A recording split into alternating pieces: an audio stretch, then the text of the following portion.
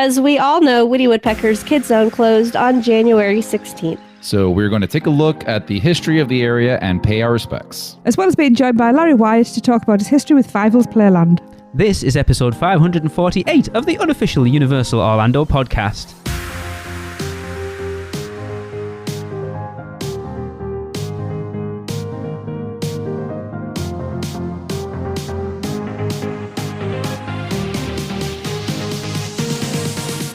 Hey everyone, welcome to the show. It is with a sad heart that we gather together to pay our respects to that land that Tracy and I have hardly ever been into, apart from Halloween Horror Nights. Even though you have kids. I was going to say, even with kids. Yes, even though the first time we went, Jade was 5, and we didn't go in there. You're terrible parents. Yeah. Oh, I know that. So joining me to talk about this, I have Chris. Hello. Tracy. Hello, everyone. And that's it, yeah. Oh, and Michelle. Oh my God. I think this is so funny. He is not funny. No. I'm laughing. No. Hello, Michelle. Hi, love.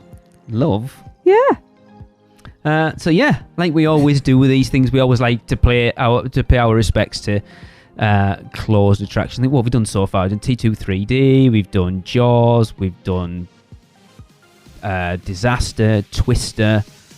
Did I say T2 3D? I feel like there's something else we've missed. Did we do Beetlejuice? No, we never Did you bothered. say Barney?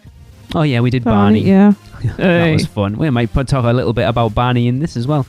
But yeah, for the first half of the show, we're going to go through the history of the land, discuss what was there and stuff, and then our thoughts on it. And then after that, we are going to bring our very special guest, Mr. Larry Wyatt, who was part of the the design team for Fievel's Playland, and talk about his role creating the area. So, Tracy. Yes.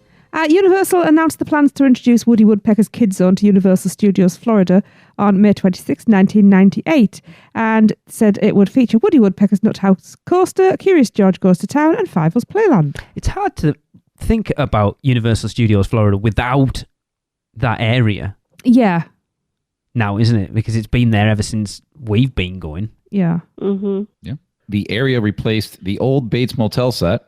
That was a recreation of the iconic Bates Motel, which was used to film Psycho 4: The Beginning.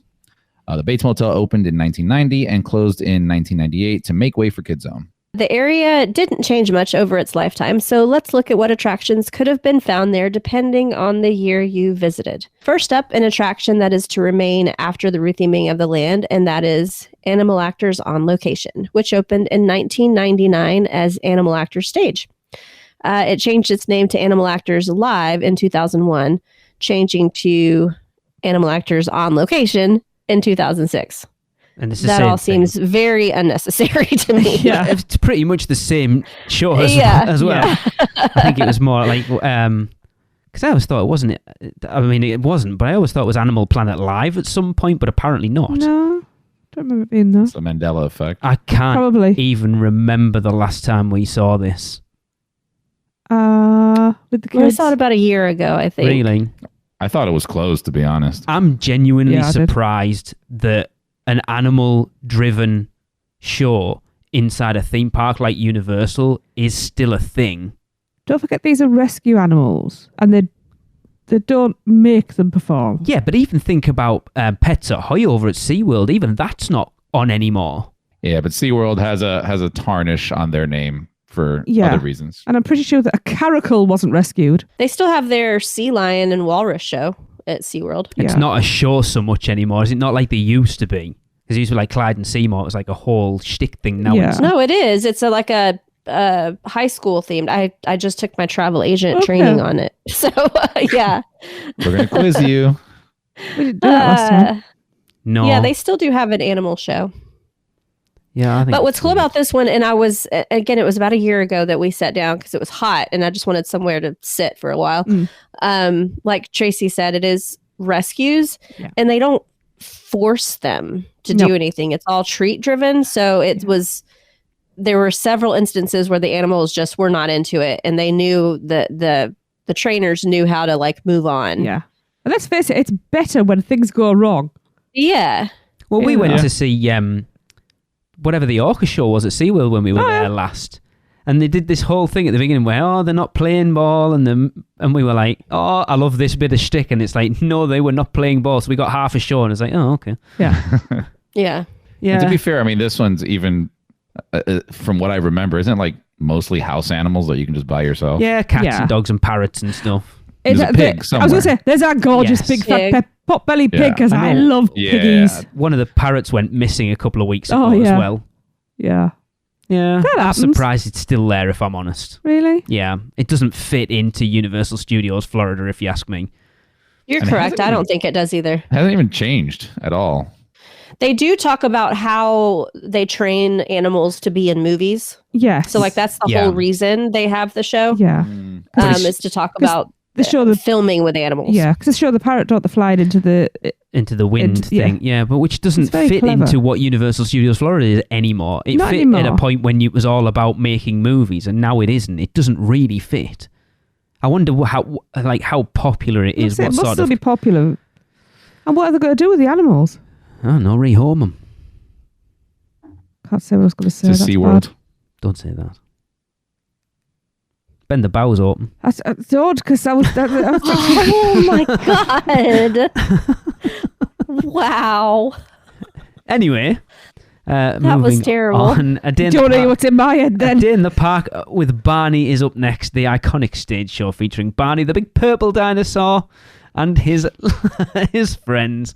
We should be way more respectful of this. It opened in 1995 and closed in 2021. You can, of course, go back and hear our tribute to Barney by going back to episode 457. Wow, was it that long ago? If I listened hard enough, I could still hear his echo tunnel. Oh, that was the best bit about that show, to be fair. Barney was, of course, replaced by DreamWorks Destination, which, if you haven't done it, was an interactive meet and greet where you could meet DreamWorks characters, of course, because it's in the name. Really? Such as Trolls, Kung Fu Panda, Puss in Boots, and King Julian. And I think you'll probably be able to meet all those characters again when this area reopens, because I think that's what it's going to do. And Barney is, of course, now closed. We've talked about Barney in depth. Just a little bit. Yes. And I don't think backyard shenanigans. It was a very interesting show overall, I think. Universal or our show? All of it. It was big over here, man. Oh, I know, but it's wrong on so many levels. Jade was terrified. They're redoing it. There's a new one coming out, isn't there? Yeah. That animated one's terrifying looking as well. Yeah. You need to keep up on the Producers Club. Someone posted it in there the other day. I do not need to know about new Barney. Nope. I love you. You love me. Need Jeff Wright on. He does a much better impression than I do. Oh, I can't sing that way. Oh, my head's in some dark place. Anyway, got a new song for that. We've talked about Barney. It closed ages ago. We've paid our respects. Oh, disrespect. I mean, we did. Yeah. We did. It was a bit of a mess. And we finally did the that DreamWorks Destination thing. Okay. Before it closed. I mean, you got to have a kid to go there. Yes, Chris. I think that the place was called Kidzone. I mean, there was a hint there. No, but I mean, there was like nothing really going on in there. It was really weird attraction where it's just some singing going, and then they stopped to take pictures, and really, it was just a rest stop for us. It was just trying to make a meet and greet a little bit more than just standing in line, getting your picture taken, and then off you pop. Yeah, I guess. I don't know. It's not aimed at you, Chris, to be fair, so... Well, everything should be aimed to me. Come on. Yes. Startoons. The 80s Rewind was a street show starring Universal's cartoon characters performing 80s hits. This was the third version of this character meet. The first, Startoons, which operated in production central from 1993 to 96, and Universal Studios cartoon characters would briefly sing and dance, followed by them posing for autographs and pictures with park guests. It'd be a bit weird if they just posed by themselves, not with anybody. Not really. The Kidzone show opened in 1998. It was rethemed in 2008 to Startoons 80s Rewind. Yeah. So what cartoons would have this been? There's an interesting question. We should have got Michael Mangione on here because I know he worked it. Woody Universal Woodpecker. Studios cartoon characters. I mean, I'll guarantee you Woody Woodpecker was part of it. Fievel. Probably. So what sort of cartoon characters are you looking around like Woody Woodpecker? It's no one I have knew. no clue. Well, if I had Hanna-Barbera or Barbera, people would say both to me. 80s rewind. So but I just don't know who would have been Universal Studios cartoons in the 80s. So going off Startoons International LLC, the Tiny Toons, Taz, Oh, McGee and Me, I loved Tiny Toons. the Animaniacs. I loved Animaniacs. Oh, yes. Whether they were there or not, I don't know. No, but I still loved them. Curious George. I started watching Animaniacs recently, and I was like, wow, there's some adult humor in here Oh, yes. that totally went over my head in the 80s. Were you watching the original or the reboot? The original. Okay, so here we go. You're looking at Hanna-Barbera characters, so Fred Flintstone, George Jetson, Scooby-Doo, Yogi Bear, and Boo Boo. Hey, Okay. boo boo. Smarter than the average bear. Yeah, those are my cartoons. That's what Yeah. I grew up on. Yeah. Did anyone see this, by the way? No. Not me. Well, I probably did, actually, but I don't remember it. I just saw a YouTube video on it, and I do not remember seeing Yeah. this. I mean, we'll have been going. I We'll have probably been did, but- twice at that point. I was afraid to go on everything, so I'm sure my parents took me over there to see it. But if it's a Kidzone, we wouldn't have seen it because we never went in. Yeah. What the hell did we do on those first couple of trips? Because I don't even I remember. know you had a kid. What did you do? No, not the first couple of times we went. We didn't. Oh, okay. It was just us big kids. We didn't even go to the graveyard, did we? Boneyard, whatever it was called. Idiots. I'm gutted now. All these things we could have been experiencing and talking about on this show, and we just went, I'm an idiot. I don't know Could what have I'm been doing. there in for a theme horror park." nights and everything. Oh, man. we were there for horror nights. Did that wrong as well. Anyway, Wow. Oh, Fievel's Playland was a children's playground based on the films An American Tale and An American Tale, Fievel Goes West, and also contained Fievel's water slide, which was exactly what it says it is. The playground featured many set pieces that were aimed mostly at little kids and allowed them to pretend to be the size of mice. This area opened in 92. yeah, my most experience of Fievel's Playland is going through Halloween Horror Nights and then Yeah. briefly walking past it when we rode Woody Woodpecker's Nuthouse Coaster in December. And that's it. Yeah. I used to love Fievel's Playland. I walked Krista up, to play when she was there, when she was 3. But that's the only time. Strange, isn't it? Yeah. Yeah, it's from what I can gather and what I've seen, it's very similar in theming, like the idea behind it to, is it Honey, I Shrunk the Playground? Is that what it was at called? Hollywood At Hollywood Studios. Studios? Or Honey, I Yeah. Shrunk the Kids Play, whatever it was called. Similar thing. I took a load of pictures of it going to the Monsters house, I want to say, when we were there, me and Raymond, for Horror Nights last year. Because I thought I better take some pictures of this thing, make it prove I have actually been through here. Yeah. Apparently the water slide was kind of fun. And apparently you get very, very wet on it. Yeah. Adults go down it or went down it all the time. Yeah. I wanted to do it this last trip, but it was also like 40 Cold. degrees. Yeah. I mean, it has something that no other water slide has, but we'll wait until our guest comes on to talk about that. All right. Water. Oh, yeah. You gave me the best part of Kidzone. Next up is Curious George Goes to Town. This was an interactive outdoor play area. The playground was essentially a model of the town from the books, complete with a town center surrounded by colorful, cartoonish buildings. This play area has something for children of all ages. As a big kid, I tended to gravitate to the Man in the Big Yellow Hat's ball factory, which has thousands of foam balls that can be thrown and launched at unsuspecting kids.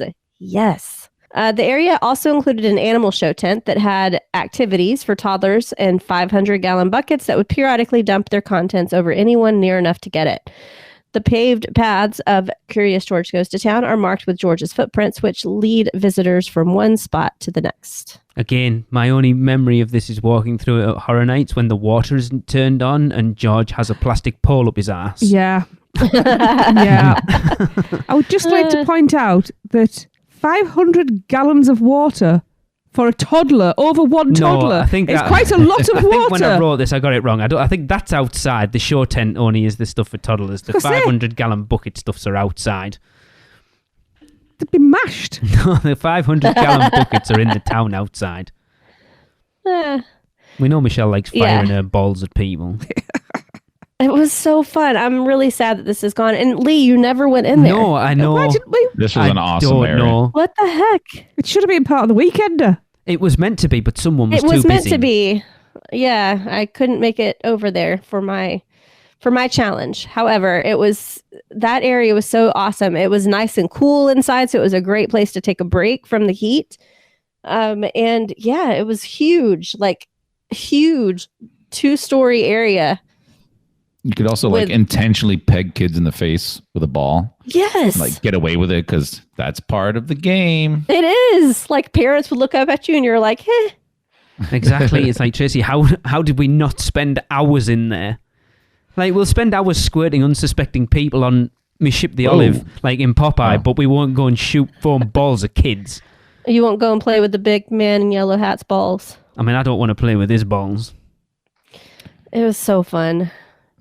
This all sounds like Curious George erotic fan fiction. Erratic, I think you were right the Yeah. first way. Erratic fan fiction. Yeah. It's just such a, like I say, it wasn't, That's like, curious for again, long. even with Jade, the closest I've been is, again, walking through it to go to the monster's house Why at Horror were Nights. our kids not down there getting pelted in the face by I us? don't know. Jade would have been bawling their eyes out. Raymond had had There- an absolute blast in there. There's no signage or anything to let you know that this thing exists. Yeah, I don't So even know unless where you're it just is. over there playing and you happen to go through, because it has like these big plastic, like they have in Halloween Horror Nights that you have to open up to get to go inside.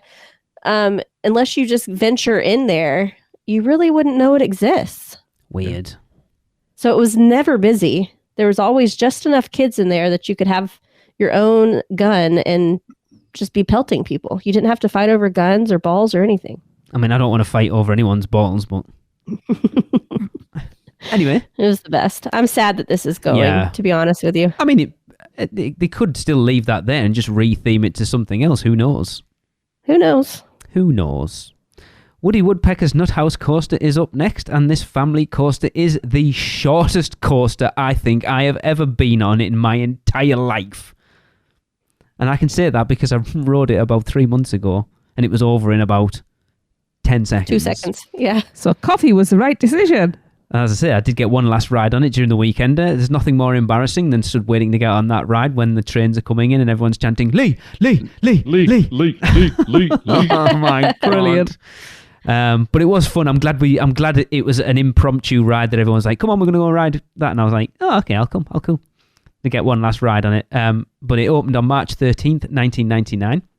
It is a Vekoma attraction with check this out. It has a height of 27.9 feet. It's going to Oh my It's going to God. give Velocicoaster a run for its money here, by the way. Yeah. It has a length of 679.2 feet and a top speed of a whopping 21.7 Nope, no, it's miles too an much. hour. Stop it. And we're going to find out it lasts a whole 44 seconds. Which, What? which will tell I'd grey me out. that it's actually not the shortest coaster I've ever ridden, because I've timed Oblivion at Alton Towers, and that is 20 seconds Yeah. from start to finish. It's a lot more Wow. intense than Woody Woodpecker's It's a Nut little. House It's a coaster, little but higher. I believe it might be 30 foot. I think it's about 198 feet, but okay. Yeah, it's a kiddie coaster. I think I've ridden it twice. Yes, we've ridden with Jade. Yeah, Raymond that's the once. only thing we've ever ridden that's going away. Well, I say it's going away. I don't think it is, but Does it get rethemed? well, Yeah. no, it's not. Believe it or not, there was a time that Krista was afraid to ride even this ride. Wow. And you, Yes. and you were as well. Oh no, I wasn't. And it wasn't even like she was 3. She was still probably like 6 or 7. Was it the last trip? No, I finally got her on Mummy this last trip, and she loves it. So Yeah, we're- you should have seen. You should have seen her face when I tried to get her on Velocicoaster at the weekend. Oh yeah, not happening. No. Yeah, it's a coaster. It's a kiddie coaster. It is what it is. It's a necessary It's thing. kind of It's fun fun to enough. be up. Yeah. It is. Kids have Gotta got have to something be for the kids to do. yeah, and they've got to be introduced to coasters somehow. It's a fun way to do it. Yeah. Could do with a bit more shade around it, but It'll still be there. yeah, Kids are people too. They deserve some fun. yes, Just not a Universal. That's what Disney's for. yeah. Not to have fun, just for kids. Yeah. You drop the kids off there as you go to I Universal. mean, that's a good idea. Yeah. Right. So, once Shrek 4D closed and work on VillainCon Million Blast began, Donkey's photo finish, the Shrek Fiona and Donkey meet and greet was relocated to Kidzone, taking over the old Barney store. It's weird because it wasn't there very long. It wasn't. Like, Mm-mm. maybe 3 months. That's what I was going to say. It really wasn't long. And they were like, oh, we're closing you down now. So, where's it going now? I mean, I know it was kind of pointless to move it. Yeah. I assume it will stay there because if that area is going to be DreamWorks, Shrek's DreamWorks, isn't it? Yeah, but while they're doing all this work, where is it now? I think they're just milling around down there in the toilets. Homeless. I don't know where they are. The toilets! It's the swamp. It's the closest thing to the swamp. It's Central Florida. That is a swamp. Yeah. Literally. Yep. Yeah, again, we never did that donkey meet and greet. No. And we always said we were going to, and we never did. Like at all? Like No. even in the original location? Never. I don't know why, We've seen it and we've waved at Fiona there. but never actually. We've met them, but Yeah. we've never actually done Not the donkey. the donkey thing. I don't know why. No. Yeah, that one's a fun one. The new location was awesome. We saw it for the first time right before it closed. Of course. Yeah. Yeah. The final attraction in Kidzone, which will remain after the retheme and is currently still open, is Tracy's favorite, the E.T. Adventure. Woo! PB Mallard Adventure. I'm starting to have a real appreciation for ET. I actually really like it now. I do too. So do I. Uh, It's the OG. Tracy, you love the photo shoot, don't you? Saw your face. That was the best picture ever. Oh, come on. Of course I had to ham that up. If I'd smiled, there was something wrong. There was a whole... there was about 6 or 7 pictures. I had all different poses. Great. That was great. The death... I didn't actually get to see it. I did a death glare at E.T. It was fantastic. Brian I mean, tried to ET get... could use some love, but it needs Yeah, to stay. Could it really? I think as far as an attraction that old, it doesn't look rough or anything. Men in Black needs it a damn sight more. Yeah. It needs a good dusting, and it needs some WD-40 because all I hear half the ride is the squeaking of the wheels on the truck above me. I feel like that just started recently. So we Did ride it? it every single time. Don't really have that, but this last time we rode it, when we're coming down into the Green Planet, like you just hear like that Yeah, all yeah. the way in. I'm like, okay. Yeah, Just throw a little bit of lube on there. that's what she said. Mm-hmm. I haven't seen ET in probably 30 years. Yeah, me neither. Wow. Huh. Great. The other elements of Kidzone that will remain and aren't part of current construction are Kidzone Pizza Company, which we assume will get a new name, E.T.'s Toy Closet, and SpongeBob Store Pants. I still wish they'd have jumped on this when SpongeBob was at the top of its game and done a whole Bikini Bottom area because it could have been stunning. It still could be stunning. That cartoon is still I think it's like a forever crazy thing. popular. Yeah. Make like a SpongeBob dark ride. It'd be awesome. Ah, We used to Yeah. have a SpongeBob 3D, Oh, I like a loved 4D it. theater show at our local theme park, and it was pretty awesome, It to was be fair. fantastic. It was really good. Yeah, it'd be interesting to see what they call Kidzone Pizza Company, because they've got to change it. DreamWorks Pizza Company. I mean, maybe. Yeah. Or maybe that's where the noodle place is going. Oh, you weren't with us last week, were you? When we were talking, no, 2 weeks ago when we were talking about it with Seth. So that interactive, there's been patents filed for like an interactive, is it Ping? What's Kung Fu Panda's dad called? Ping. Yeah. Yeah. Like an interactive noodle bar thing with that. I just want an actual noodle bar, please. Yeah, I know, you do. I love noodles. Yeah, interesting to talk about an area that we're trying to pay our respects to when none of us have spent an awful lot of time in there. nope. But it will be interesting to see what they replace it with. I mean, obviously it's going to be DreamWorks, but the main DreamWorks that everyone wants is going into Epic Universe. So it'll be interesting to see what crap we get in here. And I've said I'd love something along the lines of the Kung Fu Panda Land of Awesomeness that's in Beijing, because that looks amazing. It's just not a very popular movie over here. I don't expectations. Yeah. Oh, I don't expect it to be. I think there's going to be a lot of trolls. I think there's going to be some Kung Fu Panda stuff. I honestly, Shrek, I think there'll be Shrek stuff in there. It's weird because if you look at any construction photos that have been posted from like over the walls, they've gutted that whole front section. Yeah. Other than the roller coaster. Oh, sorry, I did a slip there.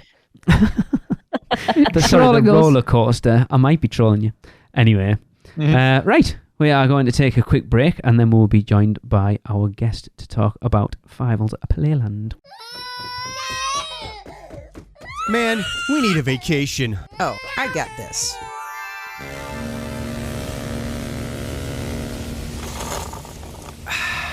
Whoa, that's awesome. But I was thinking something a little more adventurous. Okay, how about this? Yes! And how about some relaxation from Mama?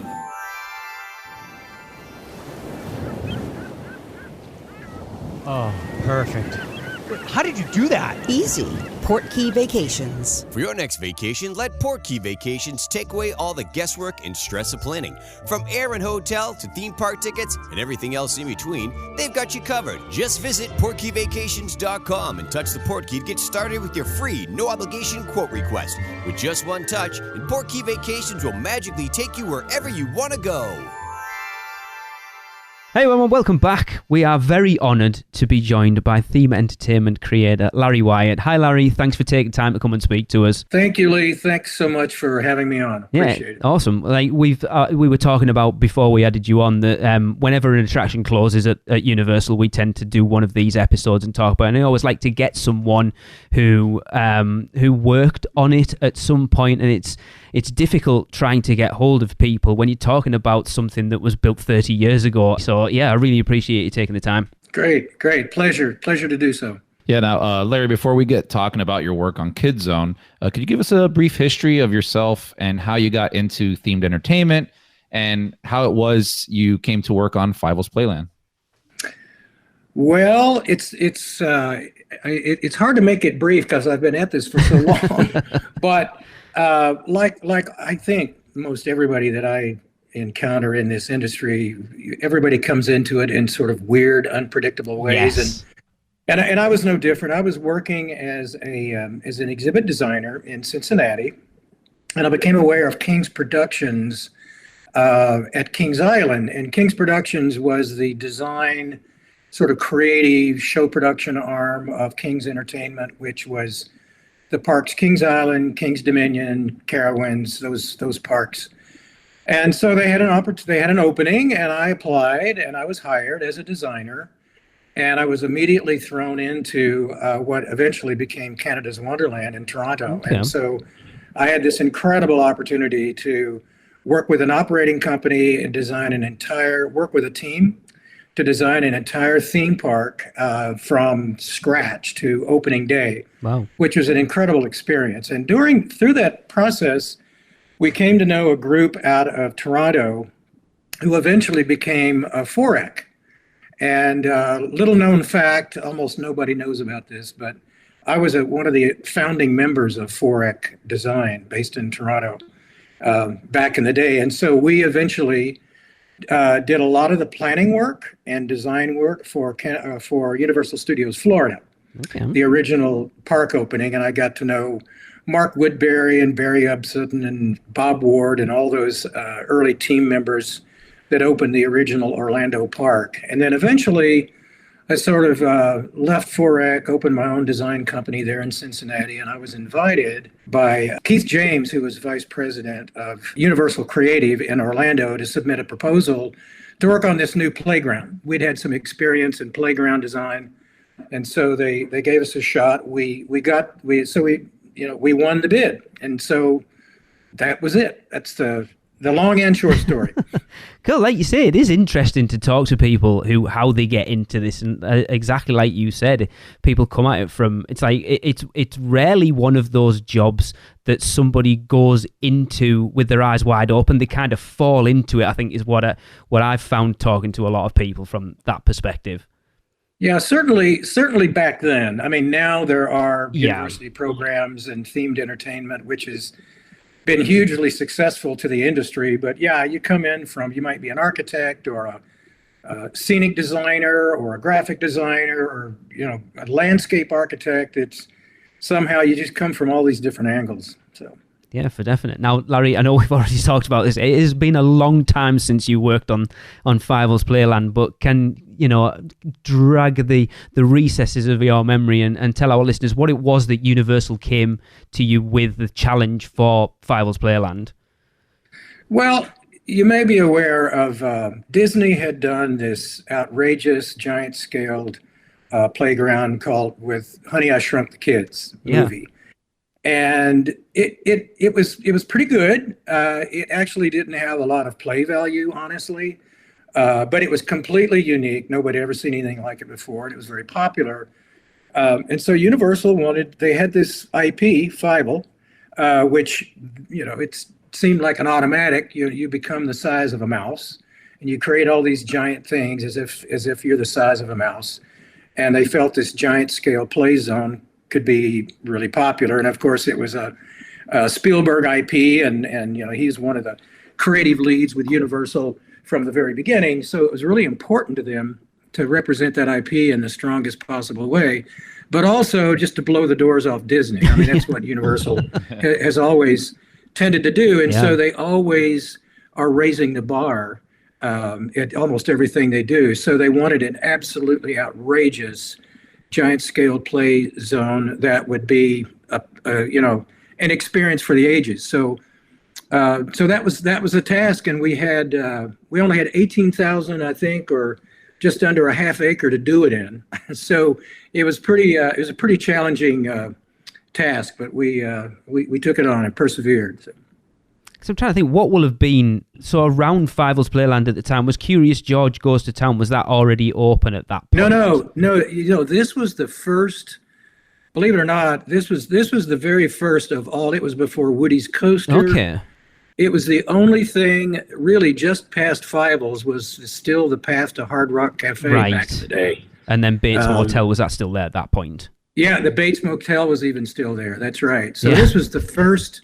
And another, there's sort of like two more things I should probably say is Universal was challenged at that time. They had very few attractions for young kids. Yeah. And so this had to perform and accommodate a lot of demand for younger children. They just weren't getting families with smaller children. And so it was really important that they hit that demographic with something really strong. And so the other part of it was capacity. I mean, in their parlance, everything sort of has to be justified, their expenditures, by throughput and capacity. And so every play element and every element in there had to have some form of throughput. And so so that they could justify this can handle so many people an hour, right?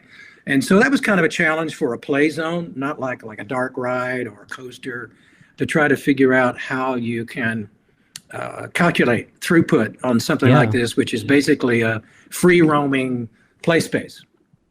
Yeah, which is like, how do you do that? I don't really, because an attraction, how many people you're loading per car and stuff like that. Whereas a play zone with kids, it's like the kids are going to do what they want. They're not going to adhere to like a line, are they? It's weird. How long do you want to play in here? Yeah, exactly.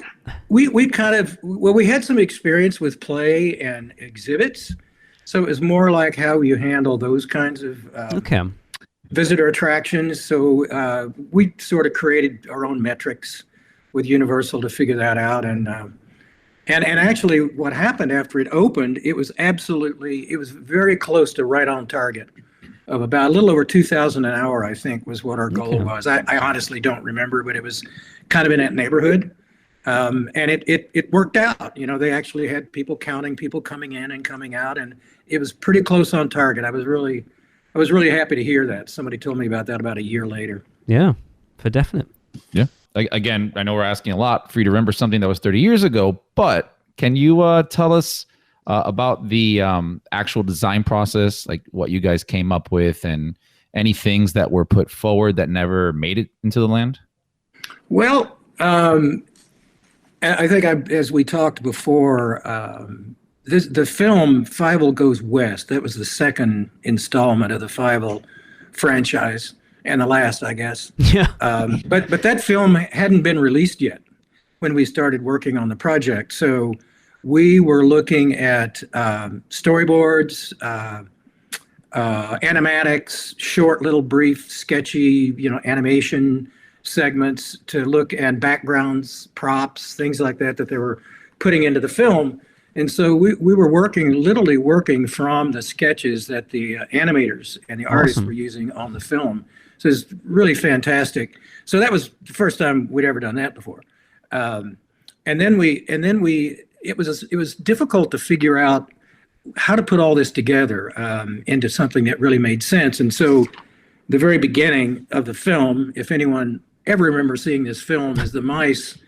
They leave New York, but they escape in sardine cans down the sewers to get into a river to start their travel west. And so we said, oh, okay, that's the thing. We got to have some kind of a water slide or something. And so that Whitewater had this new wet, dry slide at the time where you get in. It's the slide. It's a centerpiece of the attraction. Yeah. And so that centerpiece, that focal point, kind of pulled everything together. And honestly, there's very little that we came up with that we did not jam into that little, less than half acre.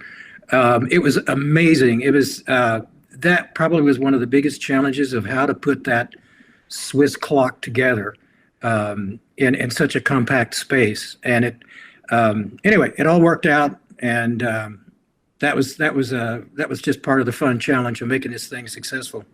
I will say that because when I heard about you making this or working on this prior to the movie coming out, and having been a big fan of American Tail and Fievel at that time, I was a kid watching these at that time. I loved Fievel Goes West as one of my favorite movies growing up. Going through that land as a kid, because I've been going, my parents have been taking me since I was little. It did such a great job at kind of putting that together with the movie. And we even, my wife and I went through there again, right before they closed it down recently, just to walk through everything and kind of, refresh ourselves with the memories that we had of that.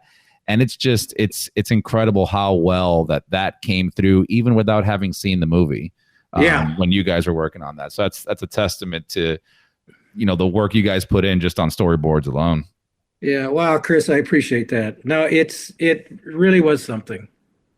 Yeah, it's interesting. The water slide has become, I would say, more a hit with adults than kids. We actually hosted an event in the parks in December, and I know there was a group of about 6 or 7 grown adults that spent a lot of time on that water slide getting absolutely drenched. Mm-hmm. Yeah, that was actually technically a bit of a problem. That is the smallest version of that slide that Whitewater had ever done, and we had a lot of difficulty jamming it into the site. They had to shorten the run out quite a bit and actually slope it uphill in order to squeeze the attraction down to fit it onto the site. Okay. So, nothing's easy.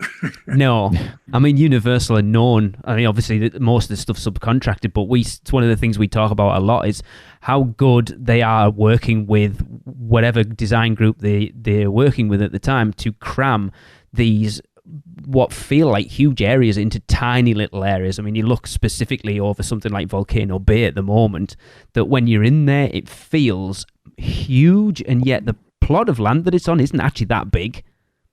Yeah. No, I think, it was, I mean, if you're familiar with it, you can imagine back in the day when, you don't have the benefits of 3D modeling and 3D design. Everything was designed, orthographically and with built models and illustrations and that sort of thing is so complicated. But to build it was even more complicated because every single piece is a custom scenic thing. There's no architecture that this thing hangs on. I mean, there's a basic steel framework, but everything is scenic. And to try to put together the right construction, scenic design team that would make all that work and fit together and assemble it on such a small site that was no mean feat. That was an incredible accomplishment for Universal. Yeah, it's like from us as fans' perspective, that behind the scenes theme park stuff, it blows your mind because you just can't even comprehend. Like the fact that even you just saying there that you'd never nowadays of a rule you would be building attraction having seen the movie or whatever the IP is based off, but not even having to get and sit down and watch that movie. Just going off storyboards is like, okay, it's crazy.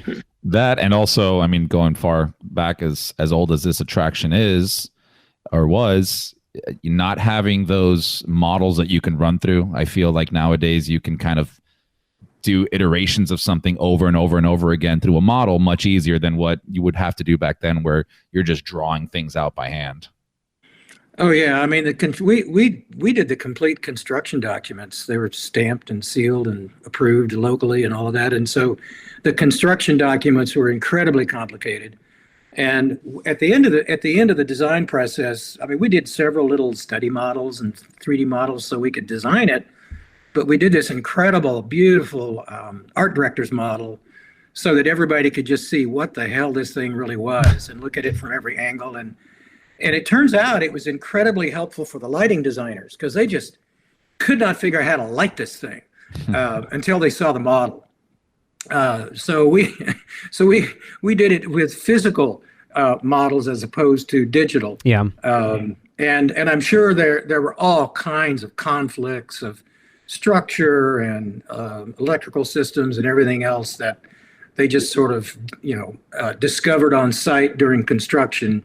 But again, I mean, it's just it's quite an accomplishment to actually build it. And I will say, it is exactly what was designed. I mean, This is one of the few times in my career what we designed was exactly reproduced in real life without any without losing anything. Wow, that's quite an impressive. accomplishment. Because from our experience, interviewing other people, it's.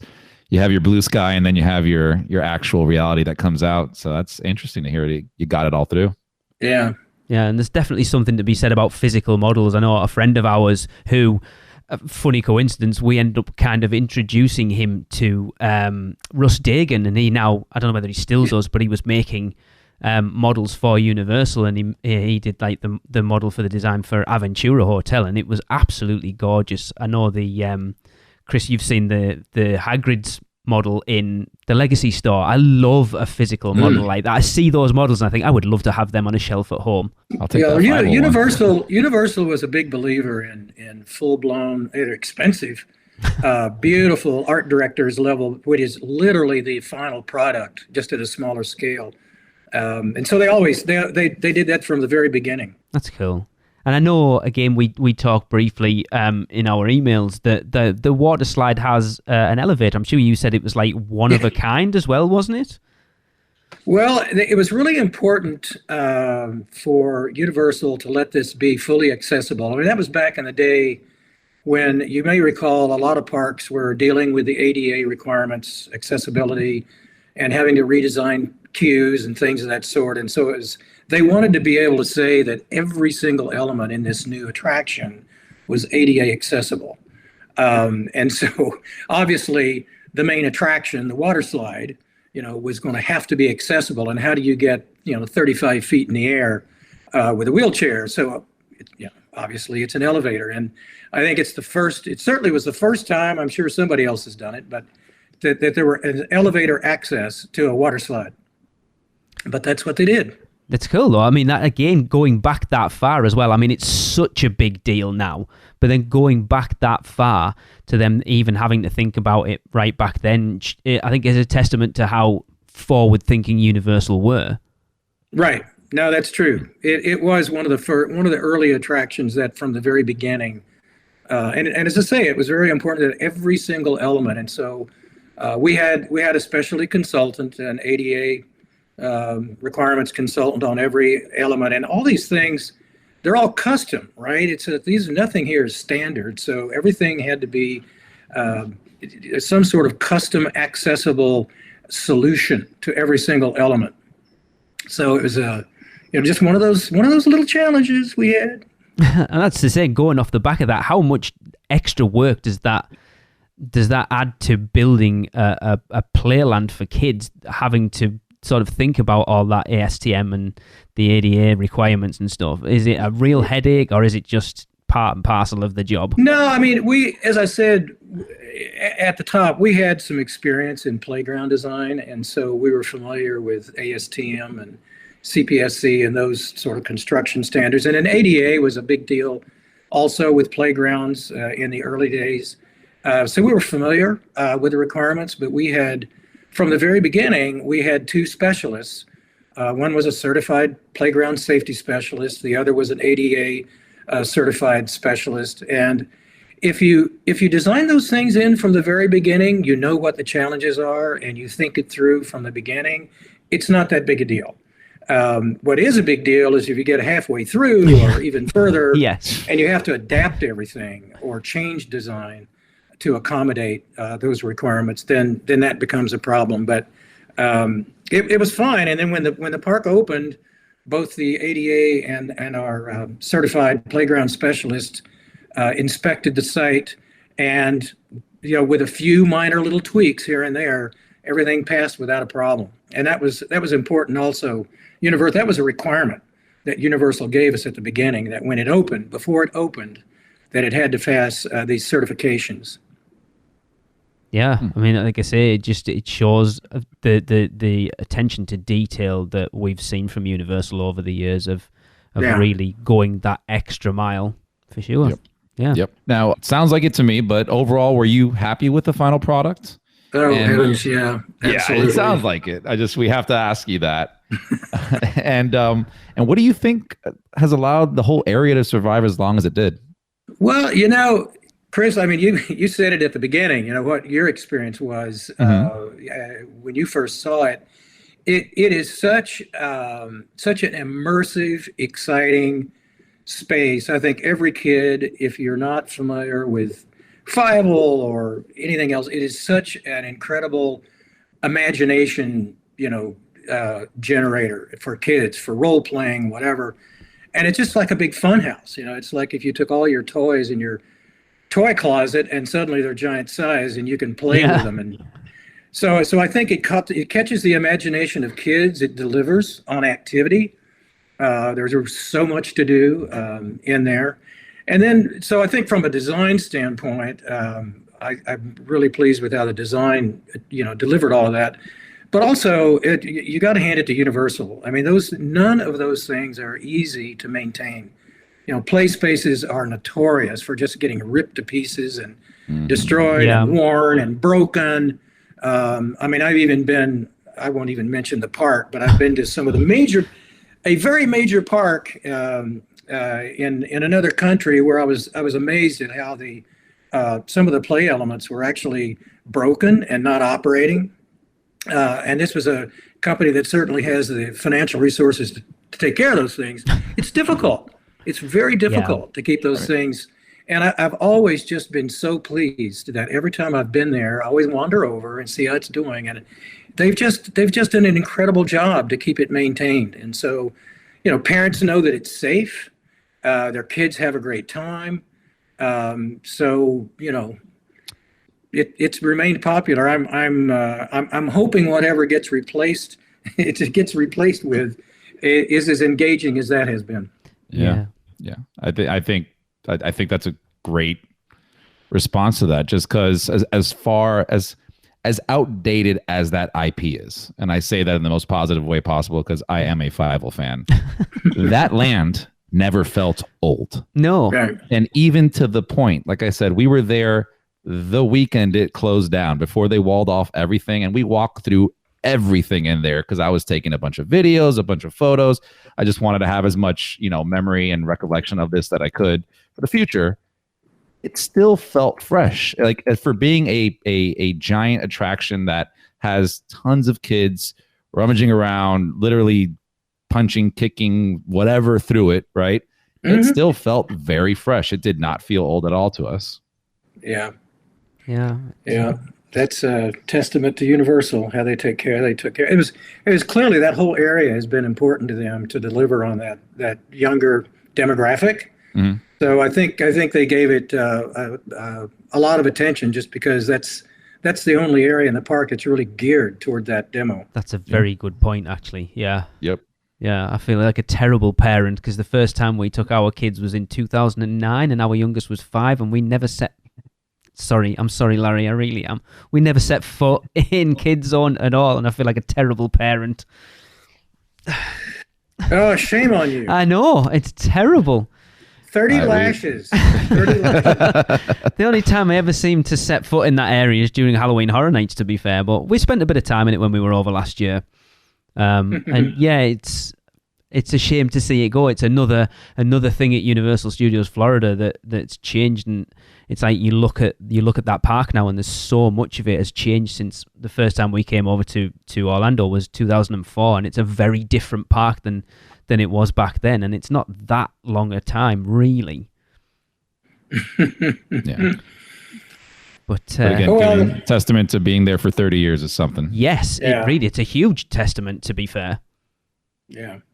Yeah, we've got a bit of time before we let you go, Larry. And I know you mentioned to me that you also worked on a day in the park with Barney. So if you could just briefly, because we've that closed a while back now, kind of give us a quick run through of what the process of putting that together was, please. Well, it's interesting. It was pretty soon after Fievel's was opened, we got another invitation to come down and look at something else. And they had been talking to, gosh, now I'm blanking on her name, Leach, the owner of the IP Barney. And they wanted to do another kind of like child's attraction, but for really small kids. I mean, if you know Barney the Purple Dinosaur, Barney appeals to the 3-4-year-old, the toddler and up. Yeah. And so we literally started brainstorming with her and Universal Creative, their live entertainment group, because the core of that attraction was a live show with Barney, the big dinosaur in the round and all that. And so we created, there was no film or anything like that to base it on. It literally was just brainstorming and shredding the ideas of Cheryl Leach. Yes. Of what would be an experience that would express that IP for in her mind. And so we created with a day in the, she felt like nature and a park-like setting with a lot of plants and landscaping, and there was a play zone inside as well with a retail store, and then the core attraction that had the giant Barney character that appears out of the stage from a lift down below in the most magical moment you can imagine.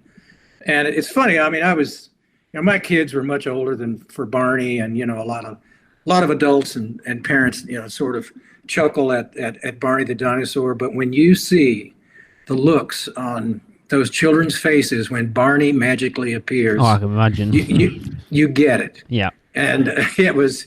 So I just felt. I mean, we didn't do. I think we took that design through schematic only, but that was largely a Universal Creative, their live entertainment production, and it was just spectacular. I mean, it absolutely delivered what was necessary, and it only closed at the beginning of COVID, so it's been there a long time as well. Yeah, I mean, we never saw the show, but I know we went into the play area of Barney's backyard, and it's actually pretty cool. Yeah, I mean, that's kind of we've done a lot of that stuff in the past, but yeah, the play zone was kind of fun and cool, but it was small. But the show itself, I mean, I don't know, Chris, did you see it? Have you seen it? Yes, I saw it more times than I'd like to say, just because at that time my sister was about 3 years old and she was the biggest Barney. I mean, Barney was a phenomenon over here in the States. And so every time we go to the park, my parents would take her and I with my parents. So we'd all see the Barney show. So I saw it plenty of times and it was slammed. It was packed. And yes, you're right. The kids would go absolutely wild when Barney came out. So you are not lying. Well, it was amazing. Anyway, that was fun. It was fun to be part of that. Yeah, I love the shows that Universal put on. There isn't anywhere near enough of them now, and it does sadden me to see a lot of those, especially that type of stage show where you can go in and take a weight off your feet, get some AC, and just kind of chill out for 20 minutes or so, because a lot of the shows that they're doing in the parks now are kind of those out in the open sort of stand-up things like the stuff in Diagon Alley and Hogsmeade specifically. You've only really got Animal Actors, the horror makeup show, which I adore, and the Born Stuntacular, which, to be fair, is amazing. Right. But yeah, theme parks tend to be going away from shows a little bit, which is sad because I do like them a lot. Yeah, that's too bad. When I first started working for King's Productions, we had several stage shows, and I remember even as a parent with little kids, we loved going to those stage shows.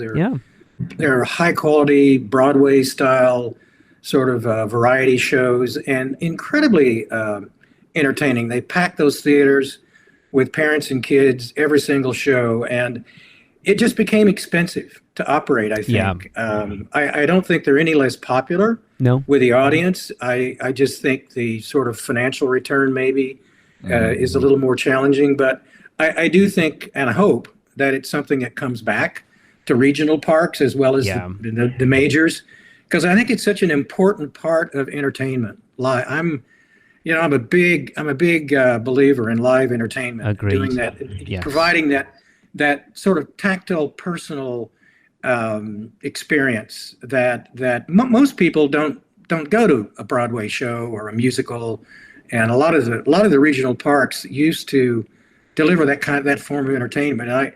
I think it's greatly missed. I think it's a missed opportunity, to be honest. Yeah, I mean, you only have to look at something like Waterworld out in Universal Studios Hollywood, that no one cares about that IP, and yet it's one of the most popular theme park shows in the world, even to the point that they went and put it in Beijing.